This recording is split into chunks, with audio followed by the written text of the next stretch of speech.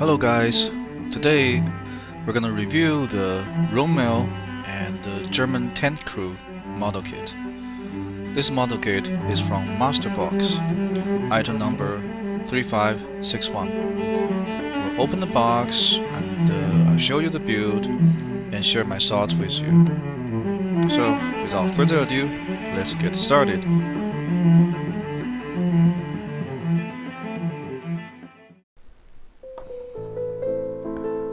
Hello everyone.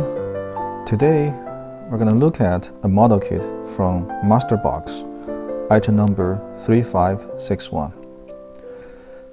It's General Rommel and a German tank crew.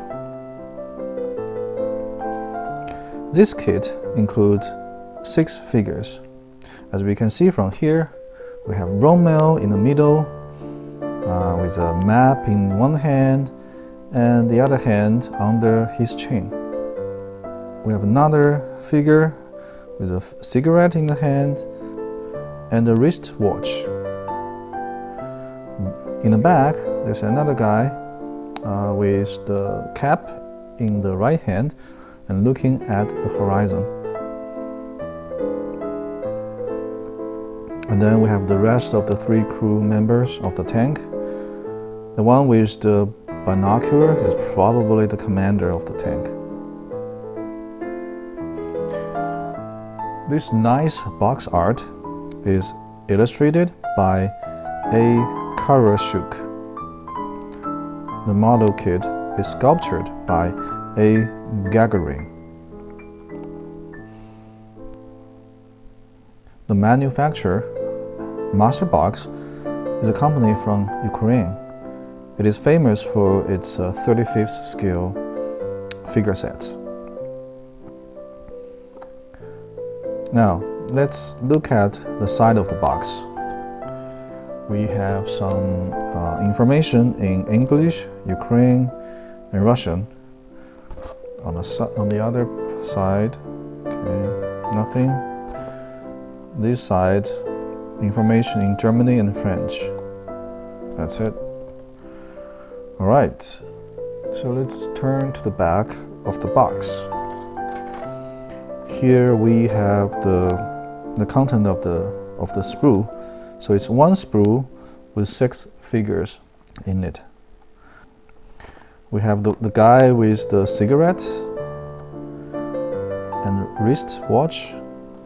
Also Rommel with the map. That's gonna be pretty cool.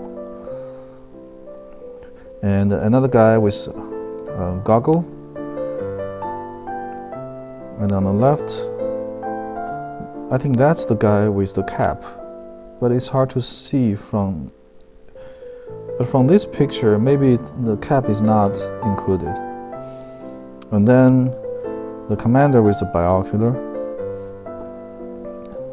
followed by another crew member. The color call-out are in Vallejo. Okay, so that's the outside of the box. Let's take a look at what's inside.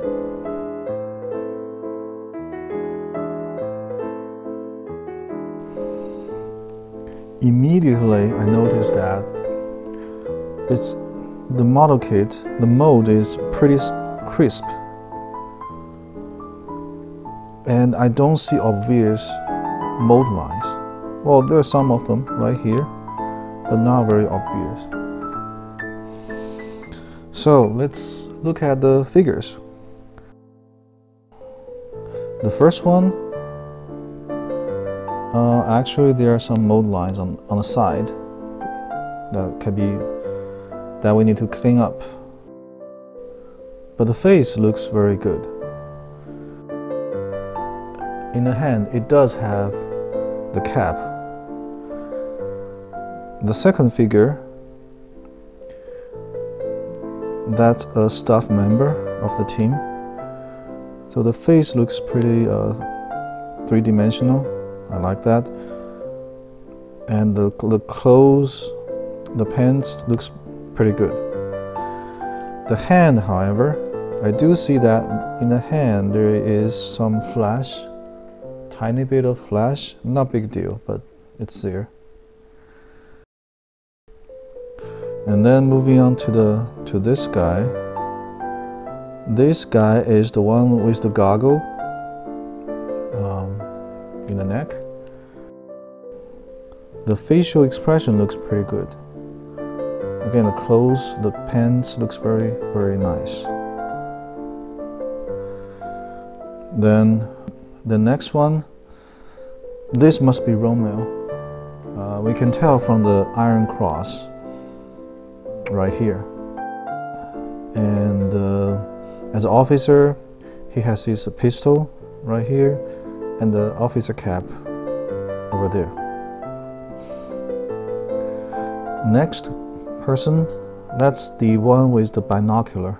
So that's the binocular, and he's wearing some kind of sweater. I like that. This guy doesn't seem to have any hands. That's weird. Oh, I see. Because this guy is essentially he has hands in the pockets, so that's why there's no hands. Okay, I'll take that. Look at the binocular also. See this? There's a hole hollowed out. That makes it more realistic instead of the binoculars in some of the older kits. Okay, the final person on the team. That's the one with the cigarette. See there's a cigarette head over here. So looks pretty good. Well, one thing though, I don't see the map. As in the box art, Rommel is supposed to holding a map, but I don't see that in here or anywhere in the box. So I assume that we need to source for a 35th scale map. Oh, another detail, I just noticed that this guy, remember on the box art, this guy has a wristwatch. It is actually molded here.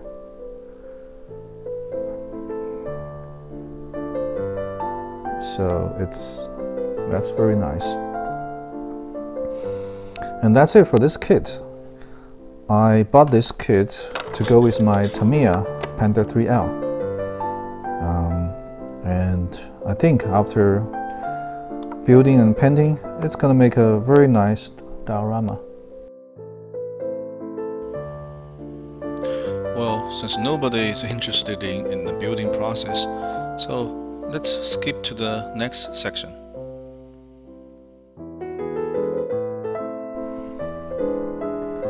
I just finished building the figures. There's a couple of things I would like to share with you. First, there's no separate instruction sheet. The instructions are all on the back of the box. And the part numbers are labeled on the box, not on the sprue. What I mean by that is, when you see part 1, part 2, they are not on the sprue. So the sprue doesn't have a label of the part number, none whatsoever. So you will have to look at this picture and figure out which part is which. This is not very convenient, but consider that these figures are simple, so it's not a big deal. One thing that is not very clear about this instruction is that several figures has a pistol, but the instruction does not show where the pistol should be. So I wish the instruction can show the back of the figures. That will help us to understand where we should put the pistols. Anyway, let's look at the completed figures. So first, this guy with the cap in the hat. The head installation, there's some gap here. I'm not sure if you can see. There's a gap here, so you may need to trim the neck part down a little bit. Otherwise, it's going to be difficult to attach. Also, the sprue gate is on top in the hair, so that's not ideal from my point of view. But we can work with that. There are some gaps here and there that you may want to fill. Yeah, so that is the first figure. The second one, I think this is the tank commander. There's some area that you may want to fill in the joints, on the back, on the shoulder. The head looks great. I mean, actually, all those figures, the faces, I mean, their heads looks pretty good. The next one, this guy has the pistol in the back, and that's what I was talking about. The instruction did not show where this pistol should go, so it's up to you to decide where to put it. Also, there are some gaps between the joints. That's something you want to deal with. The neck connection is much better than the one before. But still, you want to trim down the neck part to make it fit better. Next guy. I mean, look at the face. It looks great. I cannot wait to see how it's going to look like after we finish painting. But still, there's some areas that you may want to fill with some putty. For example, the right arm, there's a little gap that you may want to fill. Next person is the guy with the cigarette in one hand and a wrist watch on the other hand. This one looks very interesting. I like this one, and the neck connection is it goes in smoothly. I like that. There are some gaps, nothing major. Okay, so this is why we pay the money to buy this kit. This is General Rommel. Overall speaking, I think it looks great. But to me, the shoulders can be a problem.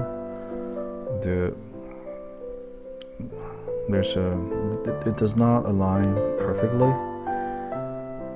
You may want to adjust it a little bit.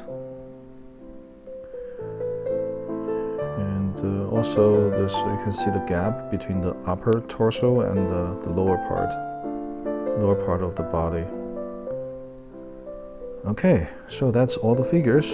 And next, I plan to fill some of the gaps, and then we will do the priming and the painting.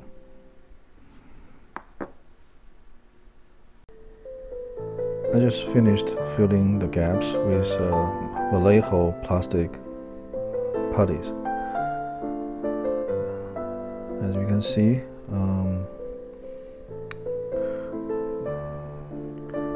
every figure needs some fillings to be done. After that, we'll let the putty dry and then prime the figures and start painting. One thing I want to point out though is that the instruction, the painting scheme, does not talk about what color should be used for things like the pistol on the back. of the figure. So you will need to decide. Another thing is, the painting scheme did not explain what color we should use for this tank commander, the guy with the binoculars. I guess that's giving us some flexibilities. But it also feels very strange that the pants of this guy should be color number 2, and the same color is supposed to apply on the person on the right hand side, which clearly shows should be of a different color. So I guess you have to be creative of what color to use for the figures. The same thing for the uniforms of other person. For example, this guy wearing a shirt. The color for the shirt is the same for the general Rommel in uniform. That looks strange to me. On the box art, however, it is obvious that the uniform color should be different from the shirt. And then also on the cover art, the sweater is also of a different color. So next step will be priming and painting. We'll first let the putty dry, and then we'll start the priming and painting process. Okay, here they are. These are the completed figures. I did a lot of research on the color scheme. So for general Rommel, as you can see here, I use Tamiya X18 for the boots. X18, that's glossy black. And for the uniform, I'm using a mixture of XX59 plus XF49 and a little bit of XF64, the NATO brown, and a touch of XF7. And then for the hat, the top part, according to some reference, I use Tamiya XF65. And the part between the cap and the bottom part, I use XF11, a greenish color here. And other than that, I just use red, gold, and the black for the shoulder badge, and also red for the side of the pants. So that's general Rommel. For the tank crew, the shirt color is mostly XF60, but different people, I use a different amount of XF2, the Tamiya white, flat white. This is to show that different soldier, the color could be a little bit different. Some shirts are lighter, some are darker. The cap, I use XF49. And I also use the same color for the socks. Then I use flat brown for the shoes. Also, I use flat brown for the strap of the watch. I use gold color for the dial of the watch, and I use a kind of a light color, whitish color for the cigarette. For the tank commander, I use a kind of grayish blue as a color for the sweater. His shirt, I use XF65. The hat, the pants are all XF49. The officer in the back, I learned from some sources that if it's an officer, the color is a little bit different from the rest of the from regular soldiers. The color is a little bit towards brown. So for this officer, the color I use is actually Tamiya XF59 plus a little bit of XF64, NATO brown. The socks still XF49. The shoes are all flat brown.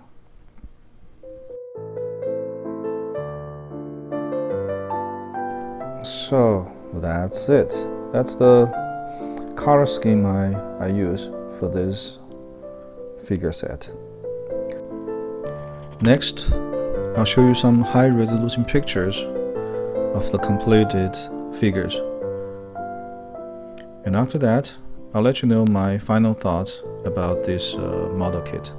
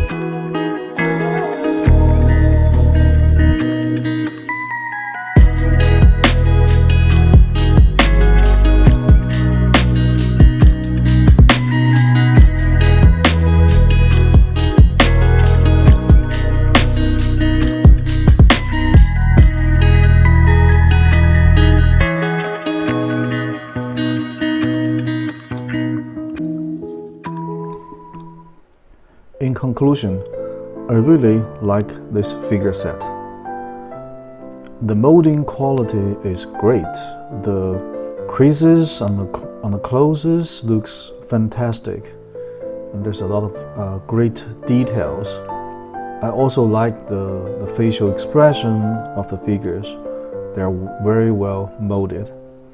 Really, hats off to the sculptor, Mr. Gagarin. You really did a great job.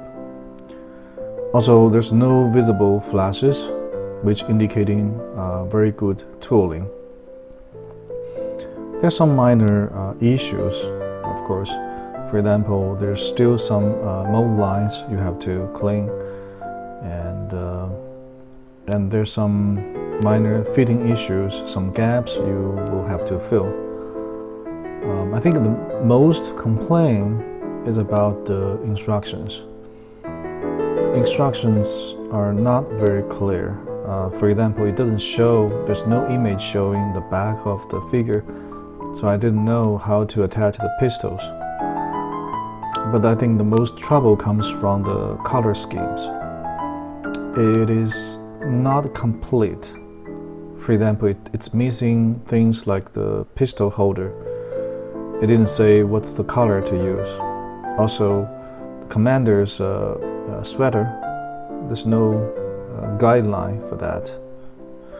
Also, those color callouts are only in Vallejo. Well, I would hope that it can provide callouts in some other brands. Moreover, some of the color schemes are not very reasonable. For example, all the shirts or uniforms are the same color. I don't think that is correct. I mean, the color of the uniform worn by the general, well, should be different from a soldier's shirt. Furthermore, the color scheme is different from the box art. For example, on the box art, the 10 Commanders cap is green, and the others caps are black. But in the instruction, it's the other way. The TC's cap is in black, while the others are in green. So this is very inconsistent. Another minor complaint is that on the sprue there's no numbers. So you'll have to look at the map on the back of the box to figure out which part is which. But overall speaking, I really like this kit. I couldn't say it more. I really like it. After you have done your research and finish the painting, they look great. So my recommendation is I highly recommend this kit to anyone. So that's it for today. Hope you find this video helpful, and thanks for watching, and I'll see you next time.